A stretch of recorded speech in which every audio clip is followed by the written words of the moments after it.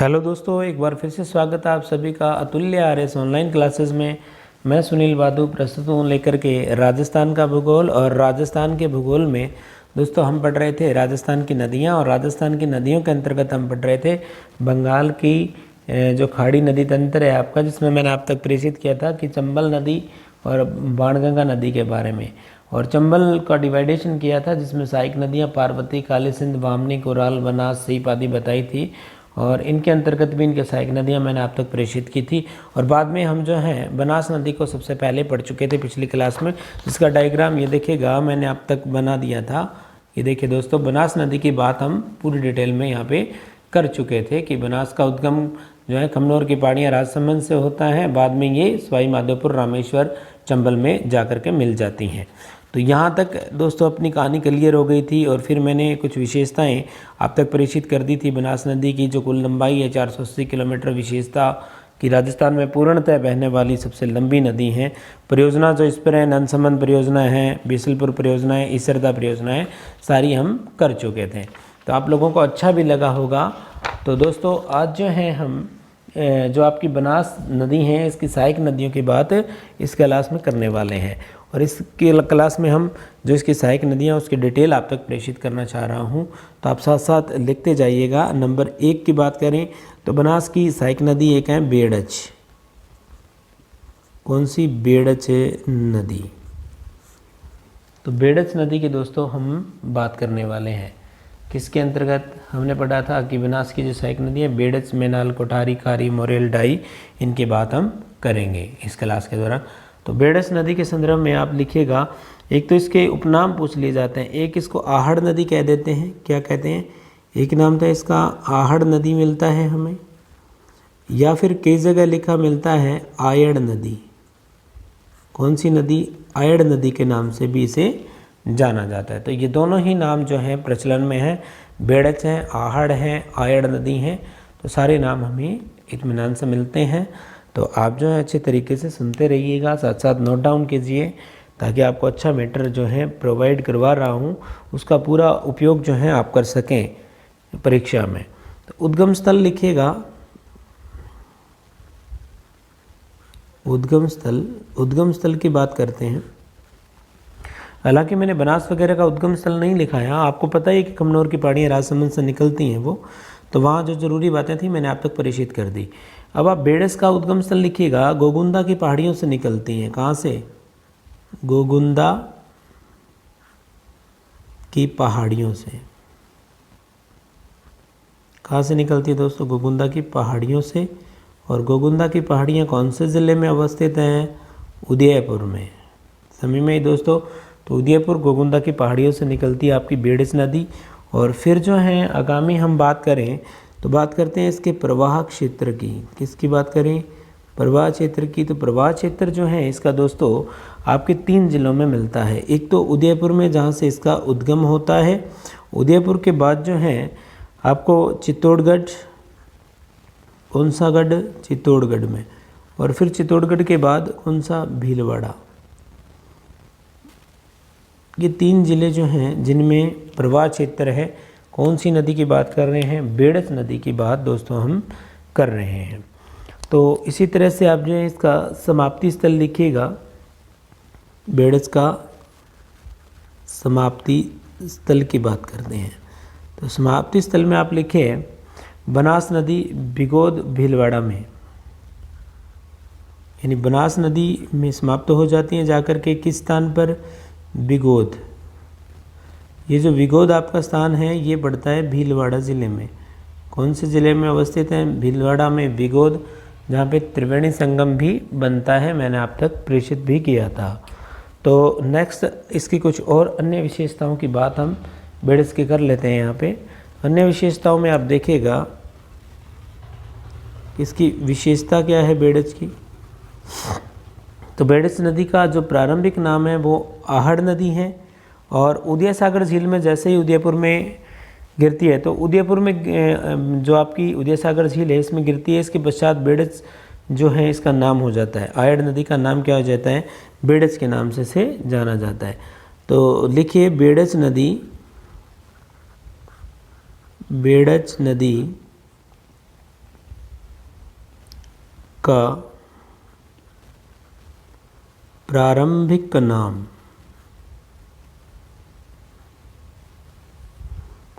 आहड़ नदी है। क्या है दोस्तों? आहड़ नदी है। ये प्रश्न काफ़ी बार पूछा जाता है कि प्रारंभिक नाम क्या है? आहड़ नदी है। और फिर क्या होता है कि जैसे ही उदय सागर जो झील है, उदय सागर झील, और ये उदय सागर जो झील है आपकी कहाँ है? उदयपुर, उदयपुर में अवस्थित है। तो यहाँ उदयपुर में गिरने के बाद इसका क्या नाम हो जाता है दोस्तों? उदयपुर में गिरने के पश्चात बेड़च के नाम से जानी जाती हैं। किस नाम से? बेड़च के नाम से जानी जाती हैं। तो क्लियर हुई दोस्तों बात? कोई दिक्कत नहीं। यहाँ तक बेड़च नदी के संदर्भ में हम पढ़ चुके हैं। और इसे आगे की जो विशेषताएं हैं बेड़च की, तो वो भी जो है आप साथ साथ लिख लीजिए। एक और अन्य विशेषता यहाँ पे मैं आप तक प्रेषित कर रहा हूँ। तो लिखिएगा दोस्तों कि बेड़च नदी के किनारे उदयपुर में, बेड़च नदी के किनारे उदयपुर में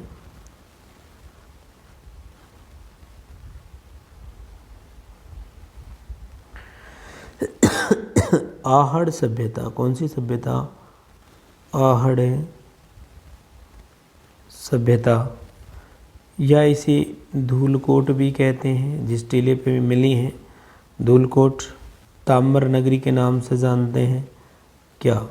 ताम्र नगरी के अवशेष मिले हैं, के अवशेष मिले, जिसे बनास संस्कृति के नाम से जाना जाता है, जिसे बनास संस्कृति के नाम से जानते हैं।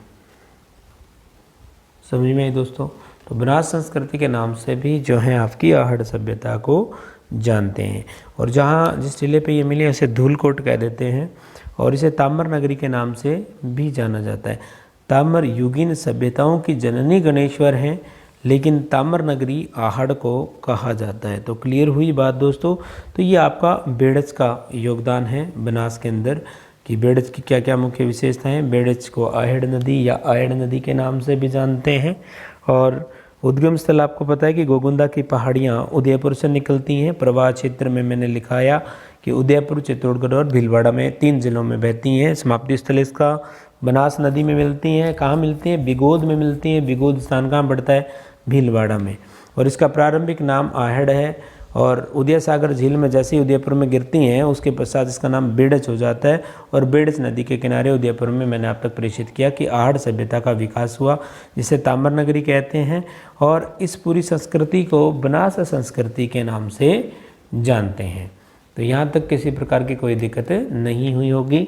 फिर जो है हम दूसरी सहायक नदी की बात करते हैं। दूसरी जो है आपकी वो है मेनाल। कौन सी नदी?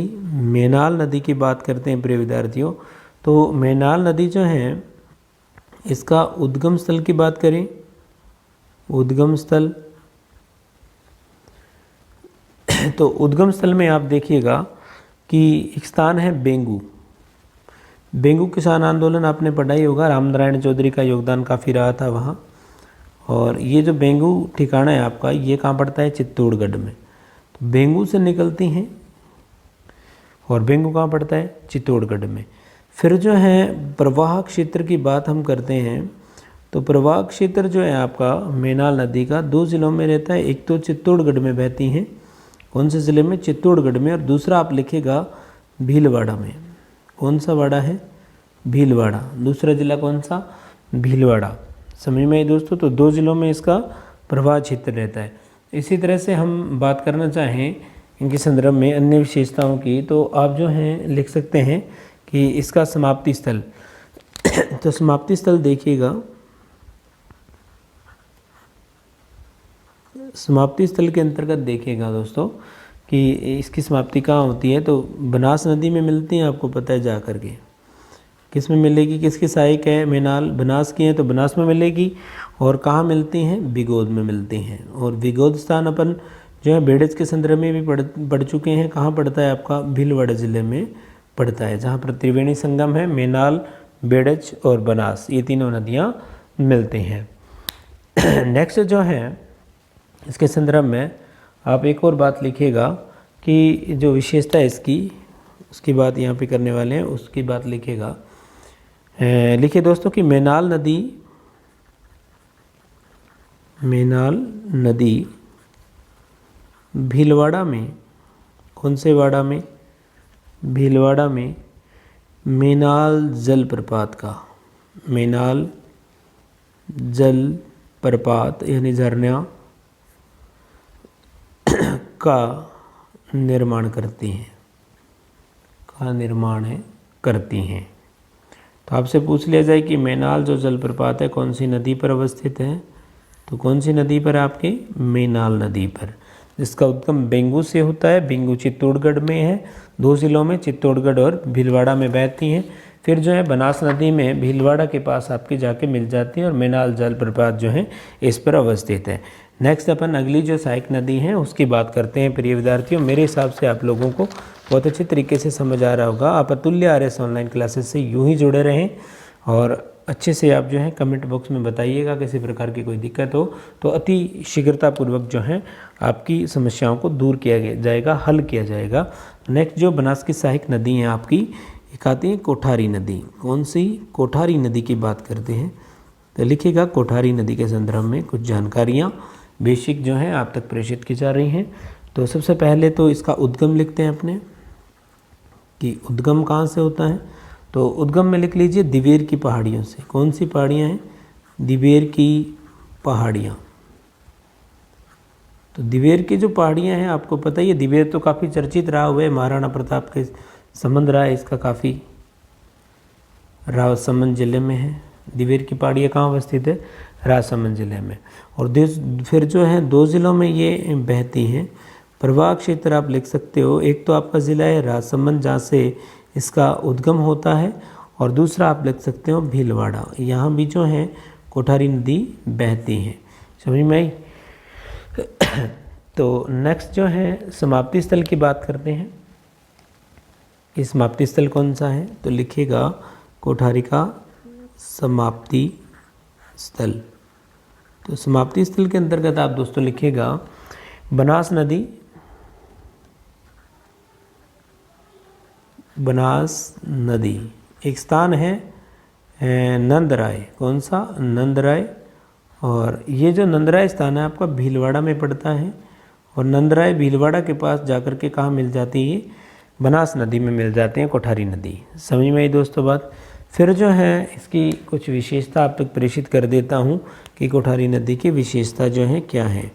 तो आप लिखिएगा विशेषता कोठारी नदी की। विशेषता के संदर्भ में बात जब हम करते हैं तो कोठारी नदी के किनारे मैंने आपको बताया था कि भीलवाड़ा में बागोर सभ्यता की खोज की गई थी, जहाँ से क्या हुआ कि भारत में प्राचीन जो मध्य पाषाणकालीन पशुपालन के अवशेष हैं वो आपकी बागोर सभ्यता से मिलते हैं। तो लिखिएगा कोठारी नदी के किनारे, कोठारी नदी के किनारे भीलवाड़ा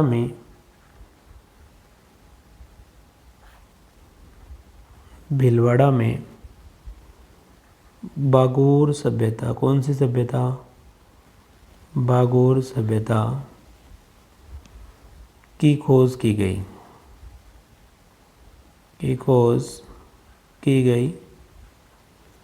ठीक है दोस्तों, की खोज की गई। दिखाई दे रहा होगा सबको। लिखिएगा जहाँ से भारत में प्राचीनतम, बहुत बार ये प्रश्न पूछा गया है दोस्तों, प्राचीनतम मध्य पाषाण कालीन पशुपालन, पूरे भारत की बात कर रहा हूँ कि मध्य पाषाण काल में प्राचीन पशुपालन के अवशेष मिले हैं। क्या मिले हैं? अवशेष मिले हैं। समझ में आई दोस्तों? तो पूरे भारत के संदर्भ में मध्य पाषाण काल में पशुपालन के अवशेष जो हैं हमें किस सभ्यता से मिलते हैं? बागोर सभ्यता से। और ये कहाँ है? भीलवाड़ा में। किस नदी के किनारे हैं? तो कोठारी नदी के किनारे हैं। इसी तरह से हम बात कर लेते हैं इसके समाप्ति स्थल की। किसकी बात करते हैं? समाप्ति स्थल की। तो समाप्ति जो स्थल हैं, लिखेगा समाप्ति स्थल बनास नदी में समाप्त हो जाती हैं। और बनास नदी में भी कहाँ जा कर के समाप्त होती हैं? स्थान है आपका बिगोद। और बिगोद कहाँ पड़ता है? भीलवाड़ा में। समझ में आई दोस्तों? कहाँ पड़ता है? भीलवाड़ा में पड़ता है। ठीक है दोस्तों। फिर जो है इसकी विशेषता लिखिएगा।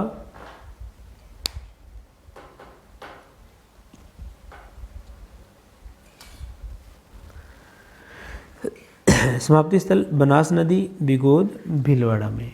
क्लियर हुई बात दोस्तों? तो कोठारी नदी के संदर्भ में हम जो है अच्छे तरीके से पढ़ चुके हैं। और समाप्ति स्थल बिगोद, भीलवाड़ा है। और फिर जो अगर आप और विशेषता इसकी लिखनी चाहो तो लिख सकते हो कि एक बांध है मेजा बांध, जिसका निर्माण कोठारी नदी पर भीलवाड़ा में किया गया है। तो परियोजना के संदर्भ में आप लिख सकते हो कि इस पर जो परियोजना है वो आपकी है मेजा बांध। कौन सा बांध? मेजा बांध। और जो मेजा बांध है ये कोठारी नदी पर है। कौन सी नदी? कोठारी नदी। और कहाँ पर अवस्थित है? भीलवाड़ा में। कौन से ज़िले में दोस्तों? भीलवाड़ा में कोठारी नदी पर मेजा बांध जो है परियोजना संचालित है। तो क्लियर हुई यहाँ तक? कोई दिक्कत नहीं है। इसके अलावा जो अन्य सहायक नदी हैं उसकी बात हम कर लेते हैं। एक आपकी आती है खारी नदी। कौन सी नदी? खारी नदी की बात करते हैं।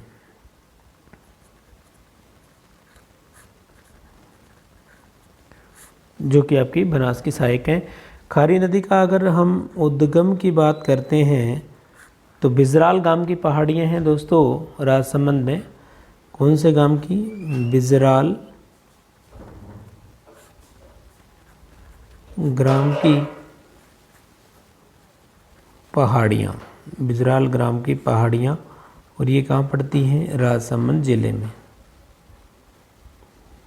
कौन से ज़िले में अवस्थित है? राजसमंद जिले में अवस्थित है। बिजराल गांव की पहाड़ियों से इसका उद्गम होता है। कौन सी नदी की बात कर रहे हैं? खारी नदी की। फिर जो है इसके प्रवाह क्षेत्र की बात करते हैं। जो आपका इसका प्रवाह क्षेत्र है उसके संदर्भ में 4 जिले आते हैं। एक तो आपका आता है राजसमंद, और फिर ये बहती हैं थोड़ी सी भीलवाड़ा में, अजमेर और टोंक। प्रवाह क्षेत्र 4 जिलों में खारी नदी का। एक तो राजसमंद, भीलवाड़ा, अजमेर और टोंक, यहाँ जो है बहती हैं। फिर आप लिखिएगा समाप्ति स्थल।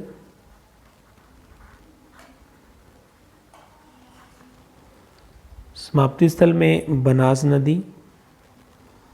बनास नदी में मिलती है कहाँ? देवली। देवली कहाँ पड़ता है? टोंक में। देवली स्थान टोंक ज़िले में कहाँ मिल जाती हैं? बनास नदी में समाप्त हो जाती हैं। उसकी सहायक नदी का रूप ले लेती हैं। तो इसी तरह से हम नेक्स्ट इसकी बात करते हैं। तो लिखिएगा परियोजना। इसके अंतर्गत बात करते हैं परियोजना की।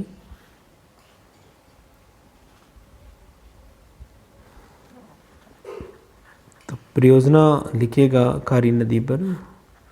तो परियोजना संचालित है, लिखिए नारायण सागर परियोजना। और ये जो नारायण सागर आपकी परियोजना है अजमेर में संचालित है। कौन सी नदी पर है ये? खारी नदी पर है। और ज़िला कौन सा रहेगा? अजमेर में नारायण सागर परियोजना इस पर संचालित है। और ये जो आपकी नारायण सागर परियोजना है प्रमुख पेयजल परियोजना है अजमेर की। तो लिख सकते हो अजमेर की प्रमुख पेयजल परियोजना। क्लियर हुई बात दोस्तों। तो प्रमुख पेयजल परियोजना है कौन से ज़िले की? अजमेर की। नेक्स्ट जो है, हमने सारी सहायक नदियों की बात कर ली है। दो जो नदियाँ हैं आपकी, जो आपकी डाई हैं और मोरिल हैं, उसकी कोई विशेषता हमें मिलती नहीं है, जो कि बनास की सहायक नदियों के रूप में पढ़ी जाती है। लेकिन डाई और मोरिल की अपने आप में कोई अलग से विचित्रता या विशेषता नहीं है जो कि पेपर की दृष्टि से इम्पोर्टेंट हो। केवल उतना ही रोल है उनका कि वो बनास की क्या है, सहायक नदी हैं। तो यहाँ तक दोस्तों किसी प्रकार की कोई दिक्कत आपको नहीं हुई होगी। आप अतुल्य आरएस ऑनलाइन क्लासेस से यूं ही जुड़े रहें, और किसी प्रकार की कोई समस्या हो तो मैं बार बार कह रहा हूँ कि आप कमेंट बॉक्स में ज़रूर बताएं। तो नेक्स्ट हम बात करते हैं अगले प्रवाह तंत्र की, बंगाल की खाड़ी तंत्र पढ़ रहे हैं। अगली नदी की बात करते हैं। तो जो मुख्य नदी हैं जिससे सबसे ज़्यादा प्रश्न पूछे जाते हैं, तो लिखिएगा चंबल। कौन सी नदी? चंबल नदी की बात करने वाले हैं दोस्तों। और ये जो आपकी चंबल नदी है, चंबल नदी के संदर्भ में बता दूं, इसे चमरवती भी कहते हैं या चमरणवती कह दिया जाता है। चमरणवती और राजस्थान की कामधेनु, राजस्थान की कामधेनु के नाम से भी इसको जाना जाता है, चंबल नदी को जाना जाता है। क्लियर है दोस्तों। और जो इसकी कुल लंबाई है आपकी, कुल लंबाई की बात करूं तो इसकी कुल लंबाई 966 किलोमीटर है। और राजस्थान के संदर्भ में इसकी लंबाई देखें तो राजस्थान में जो इसकी लंबाई है वो 135 किलोमीटर है दोस्तों। कितनी है? 135 किलोमीटर है। तो सबसे पहले हम चंबल की लोकेशन देखेंगे। उससे पहले हम जो हमारा दक्षिणी पूर्वी जो पठारी प्रदेश हैं, कोटा, बूंदी, बारां, झालावाड़ वाला, उसका एक डायग्राम बनाएंगे जिससे कि हमें समझने में बहुत ही आसानी हो। तो इस तरह से आपकी जो है लोकेशन रहती हैं, देखिएगा।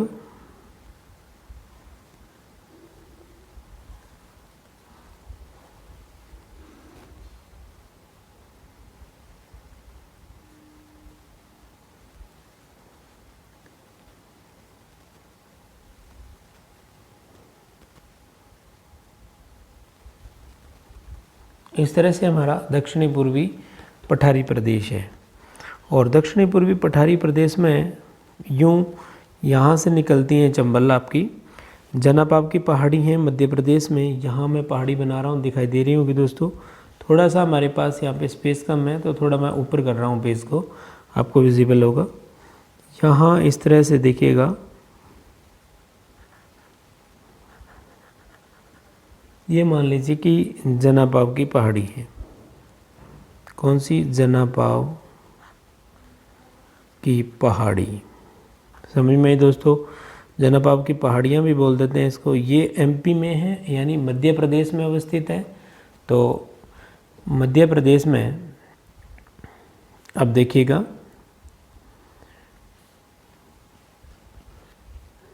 यूं चंबल की लोकेशन आपकी इस तरह से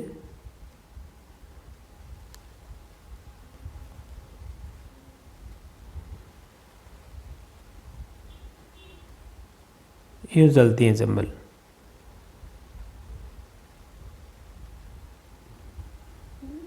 ये आपकी कौन सी नदी दोस्तों? चंबल नदी। क्लियर हुई बात। तो यहाँ पर जो है चंबल के संदर्भ में देखिएगा,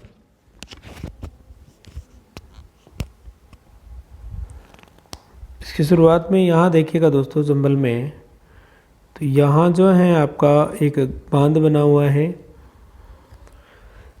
गांधी सागर। कौन सा बांध है? गांधी सागर बांध। कौन सा बांध है दोस्तों? ये गांधी सागर बांध। और यहीं पर जो है आपकी एक नदी चंबल में आकर के और मिलती हैं। राजस्थान से पहले अगर बात करें, एमपी से एक नदी आती है जिसको हम कह देते हैं शिप्रा नदी, यहाँ पर आकर के मिलते हैं। कौन सी नदी? शिप्रा। समझ में आई दोस्तों। तो शिप्रा जैसे मिलते हैं और राजस्थान में जैसे ही चंबल प्रवेश करते हैं तो एक स्थान है चौरासीगढ़ चित्तौड़गढ़ में। कौन सा गढ़, ये देखिएगा यहाँ पे लिख रहा हूँ मैं, चौरासीगढ़ से प्रवेश कर ये स्थान आपका कौन सा, चौरासीगढ़ है, जहाँ से चंबल राजस्थान में प्रवेश करती हैं। ज़िला कौन सा रहेगा, चित्तौड़गढ़, चित्तौड़गढ़ से प्रवेश करती हैं, चौरासीगढ़ नामक स्थान से राजस्थान में प्रवेश करती हैं। और फिर जो है चौरासीगढ़ से थोड़ा ऊपर देखेंगे तो यहाँ एक जो है जलप्रपात है जिसे हम चूलिया कह देते हैं। क्या कहते हैं, चूलिया जलप्रपात के नाम से जानते हैं। समझ में आई दोस्तों। और इस चूलिया से थोड़ा आप ऊपर देखोगे तो एक बांध बना हुआ है जिसे हम राणा प्रताप सागर के नाम से जानते हैं। ये बांध जो है आपका कौन सा है, राणा प्रताप सागर। समझ में आई दोस्तों बात, कौन सा बांध है, राणा प्रताप सागर बांध है। और फिर जो है थोड़ा ऊपर देखेंगे तो भैंसरोडगढ़ जो चित्तौड़गढ़ में जगह है आपकी, कौन सा स्थान, भैंसरोडगढ़ चित्तौड़गढ़ में। यहाँ जो है वामनी नदी आकर के मिलती हैं। हरिपुरा की पहाड़ियाँ चित्तौड़गढ़ से निकलती हैं वामनी। ये देखिएगा ये आपकी नदी है कौन सी, वामनी। कौन सी नदी, वामनी नदी है दोस्तों। थोड़ा ठीक नहीं लिखा गया है, ठीक कर लीजिएगा। ये वामनी नदी है और ये कहाँ से निकलती हैं, हरिपुरा की पहाड़ियाँ चित्तौड़गढ़ से निकलती हैं। और यहाँ पे स्थान है भैंसरोडगढ़, कौन सा, भैंसरोडगढ़। यहाँ पर आकर के किस में मिल गई, चंबल में मिल गई। और इससे थोड़ा आगे हम देखें तो यहाँ से एक नदी और आकर के मिलती है जिसे हम कह देते हैं कुराल नदी। कौन सी नदी है, ये आपकी कुराल, जो कि चंबल में आकर के मिलती हैं। और इस कुराल से थोड़ा आगे देखिएगा, यहाँ इस तरह से एक बांध बना हुआ है और इस बांध को कह देते हैं जवाहर सागर बांध। जवाहर सागर बांध है। कौन सा बांध है दोस्तों, जवाहर सागर बांध के नाम से हम इसको जानते हैं। और इससे थोड़ा और आगे चलते हैं तो एक स्थान है नोनेरा। कौन सा स्थान, नोनेरा। कोटा में एक नदी आकर के मिलती हैं जिसे हम काली सिंध कह देते हैं। कौन सी सिंध है, काली सिंध। यहाँ पे आके मिलती हैं आपकी। जो स्थान है आपका कौन सा रहेगा, थोड़ा अलग कलर में मैं व्यवस्थित करने की कोशिश कर रहा हूँ ताकि आपको कोई दिक्कतें नहीं हो। इस तरह से यूँ आपकी जो हैं काली सिंध मिलते हैं। काली सिंध नदी चंबल में मिली, जो कि बागली ग्राम की पहाड़ियाँ मध्य प्रदेश से निकलती हैं। कहाँ से, बागली ग्राम की पहाड़ियाँ। कहाँ की पहाड़ियाँ हैं, बागली ग्राम की पहाड़ियाँ। और ये कहाँ अवस्थित है, मध्य प्रदेश में अवस्थित है। और ये जो हैं जैसे राजस्थान में प्रवेश करती हैं काली सिंध, तो एक स्थान है यहाँ पर जिसे हम कह देते हैं बिंदा। गांव का नाम क्या है, बिंदा है। और ये बिंदा जो जगह है आपकी, ये पड़ती है झालावाड़ में, जहाँ से काली सिंध प्रवेश करती हैं राजस्थान में। और थोड़ा इसके ऊपर हम बढ़ते हैं तो इस काली सिंध में ही जो है एक नदी आकर के मिलती है जो जिसका नाम है परवन, जो कि मालवा के पठार मध्य प्रदेश से आकर के इसमें मिलते हैं। तो यहाँ देखिएगा प्रिय विद्यार्थियों, यूँ रेड कलर में जो मैं बना रहा हूँ, यह आपकी नदी है परवन। कौन सी नदी, परवन नदी, जो कि आके मिली किसमें, मालवा के पठार से निकली हैं। मालवा के पठार से निकलती हैं और किस में आके मिली हैं, सीधा किस में आके मिली, काली सिंध में। और काली सिंध कहाँ मिल रही हैं, चंबल में मिल रही हैं। चंबल में काली सिंध कहाँ मिल रही हैं, नोनेरा स्थान पर। यह आपका स्थान है नोनेरा। और नोनेरा कहाँ पड़ता है, कोटा ज़िले में पड़ता है। और इस नोनेरा के पास ही एक बांध बना हुआ है। कौन सा बांध है दोस्तों, जिसको हम कह देते हैं, देखिएगा मैं यहाँ बांध चित्रित कर रहा हूँ, थोड़ा विजिबल करने की से कोशिश कीजिए। तो इसे हम कह देते हैं कोटा बैराज के नाम से जानते हैं। कि नोनेरा के पास ब्लैक कलर में बना रहा हूँ कोटा बैराज। कौन सा बांध है, कोटा बैराज के नाम से इसे जाना जाता है। और इस कोटा बैराज में देखते हैं तो थोड़ा सा आगे हम जैसे ही जाते हैं तो मैंने आपको बताया था कि चंबल में बनास आके मिलती हैं। पिछली क्लास में हमने पढ़ा था यूँ आकर के चंबल में कौन सी मिलेगी, बनास मिलेगी। कोटा बैराज से थोड़ा आगे रामेश्वरम सवाई माधोपुर के पास आपकी यहाँ से आके मिली कौन सी, बनास नदी चंबल में आकर के मिलते हैं। विजिबल हो रहा होगा दोस्तों सबको। तो ये आपकी बनास आकर के मिली। कोटा बैराज से आगे थोड़ा देखने का प्रयास कीजिएगा प्रिय विद्यार्थियों। और बनास से थोड़ा जस्ट ऊपर की ओर हम ध्यान देंगे तो यूँ आकर के यहाँ से मिलती है एक नदी जिसे हम कह देते हैं सीप नदी, जो कि चंबल में आकर के यह मिलती है। क्लियर हुई बात दोस्तों। एक नदी है आपकी पार्वती, जो कि यहाँ मिलती हैं, बिल्कुल राजस्थान के किनारे कह सकते हैं हम। यूँ आकर के मिलती हैं कौन सी नदी, सीप के नाम से जिसे हम जानते हैं। ये सीप तो यहाँ मिल गई। और फिर सीप के बाद देखिएगा आप एक नदी मिलती है पार्वती। यूँ अलग कलर में मैं बना रहा हूँ दोस्तों, आपको विजिबल नहीं होगा। काफ़ी सारी नदियाँ इसमें चंबल में मिलती हैं, तो थोड़ी प्रॉब्लम आपको आ सकती हैं, लेकिन आप कोशिश कीजिएगा इस तरह से। यूँ यह आपकी मिली पार्वती। और जो पार्वती नदी है कहाँ से आके मिली, सहोर क्षेत्र से। कौन सा सहोर है, सहोर से निकलती हैं। और सहोर कहाँ पड़ता है, मध्य प्रदेश में पड़ता है। तो मध्य प्रदेश सहोर से कौन से मिली आके, पार्वती मिली। और पार्वती राजस्थान में जो प्रवेश कर रही हैं उस स्थान का नाम कई बार पूछा हुआ है एग्ज़ाम में। तो एक स्थान है करियाठ। कौन सा स्थान है, करियाठ 12 के अंदर पड़ता है। यहाँ से आकर के पार्वती राजस्थान में प्रवेश करती है। इस स्थान का नाम क्या है, आप करियाहट है, जो कि कौन से ज़िले में है, 12 ज़िले में अवस्थित है। समझ में आ गई दोस्तों बात। और जैसे ये चंबल में मिलती हैं पार्वती आपकी, तो इस स्थान का नाम है पालिया ग्राम। कौन सा गांव है ये, यहाँ पर ये आपका गांव है पालिया। और पालिया जो गांव है सवाई माधोपुर में अवस्थित है। कौन से ज़िले में, सवाई माधोपुर। तो यहाँ लिखिए सवाई माधोपुर। समझ में आई दोस्तों। ये लोकेशन हो गई आपकी पूरी की पूरी चंबल की। तो चंबल को बनाने के बाद जैसे ही हम काली सिंध को बना रहे थे, इसमें एक नदी आ गई आपकी बिंदा, जो कि कहाँ से, बिंदा से प्रवेश किया इसने। और काली जो सिंध है आपकी नदी, इसमें 2 नदियाँ और मिलेगी आगे। एक तो आपकी परबन मिली, ठीक है दोस्तों। और परबन के बाद दूसरी जो आहू नदी है वो भी मिलती हैं आपके झालावाड़ में ही आकर के काली सिंध में मिलती हैं। तो यहाँ देखिएगा यूँ इस तरह से ये नदी किस में आके मिली, काली सिंध में एक और नदी मिलती है, आहू नदी कह देते हैं हम इसको। किस नाम से जानते हैं, आहू नदी के। और एक स्थान है जिसे सुसनेर बोलते हैं। क्या, सुसनेर स्थान है। और सुसनेर जो स्थान है आपका, ये पड़ता है दोस्तों मध्य प्रदेश में। कहाँ पड़ता है, मध्य प्रदेश में, एमपी में पड़ता है ये सुसनेर जो स्थान है आपका।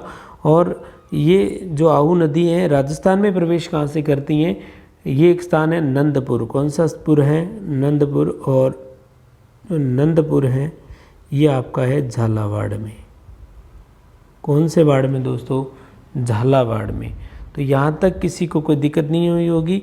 मैंने पूरा डायग्राम आप तक प्रेषित कर दिया है चंबल का, कि बागली ग्राम की पहाड़ियाँ यहाँ से काली सिंध जो हैं आके मिलती हैं नोनेरा कोटा के पास चंबल में। और यहाँ 84गढ़ देखिए, 84गढ़ से प्रवेश करती हैं चित्तौड़गढ़ से चंबल राजस्थान में, जनाबाब की पहाड़ी से आती हैं और सीधी निकल जाती हैं। और सीधी जैसे ही सवाई माधोपुर से पार होती हैं, यहाँ दोस्तों किस में मिलेगी ये, यहाँ कौन सी नदी है आपकी, यमुना नदी है। एक स्थान है यहाँ पर मुरादगंज। कौन सा स्थान है, मुरादगंज। और मुरादगंज कहाँ पड़ता है, इटावा में। और इटावा कहाँ है, यूपी में है मेरे प्रिय विद्यार्थियों। समझ में आ गई। और ये जो नदी रेड कलर में मैंने बनाई है आपकी, जिसमें पानी बहता हुआ दिखाई दे रहा है आपको, ये कौन सी नदी है, यमुना। दोस्तों कौन सी नदी, यमुना। यमुना की सहायक क्या हुई, चंबल हुई। तो क्लियर हुआ ये आपको डायग्राम। तो बहुत सारी नदियाँ मिल रही हैं चंबल में। थोड़ा सा इत्मीनान से आप ध्यान दे करके पढ़ेंगे तो मैं भी आप लोगों को बहुत अच्छे तरीके से समझ आने वाला है। 2-3 बार वीडियो को देखिए, बहुत अच्छे तरीके से समझ आ जाएगा। तो नेक्स्ट जो क्लास रहेगी अपनी दोस्तों, वो हमारी चंबल नदी के हम डिटेल पढ़ेंगे, यानी इसके चमरणवती कहते हैं, कामधेनु कहते हैं, जनाबाब की पहाड़ी से निकलती हैं, राजस्थान में प्रवेश 84 गढ़ से होता है, प्रवाह क्षेत्र कोटा बूंदी और जो सवाई माधोपुर करौली धौलपुर वगैरह है। समाप्ति स्थल जो है यमुना में मुरादगंज में मिल जाती हैं। 966 इसकी लंबाई है, जिसमें से 165 राजस्थान में मानी जाती हैं, 135 भी आंकड़ा आता है। चंबल का बीहड़ है, अवनालिका अपर्दन है, उत्काच तला करती है, वो हम भौतिक प्रदेशों में पढ़ चुके थे। और जल की उपलब्धता है, स्थायी जल से सर्वाधिक है, जो सारी बातें हम करेंगे चंबल के संदर्भ में। तो आप जुड़े रहिए अतुल्य आरएस ऑनलाइन से, आपको बहुत अच्छा मैटर आगे आके मिलने वाला है। तो अतुल्य आरएस ऑनलाइन क्लासेस पे आप जो है टेस्ट भी दे सकते हैं। दैनिक टेस्ट सीरीज चल रही है हमारी, जिसमें 23 टेस्ट हो चुके हैं लगभग, और 24वां टेस्ट होने जाएगा अभी। तो आप जो है साथ साथ टेस्ट जो हैं देते रहिए, और आपको बहुत अच्छे से मैटर प्रोवाइड करवाया जाएगा। तब तक के लिए, अगली क्लास के लिए मैं तब तक के लिए आपसे इजाज़त चाहूँगा। सुनील भादु, जय हिंद, जय भारत।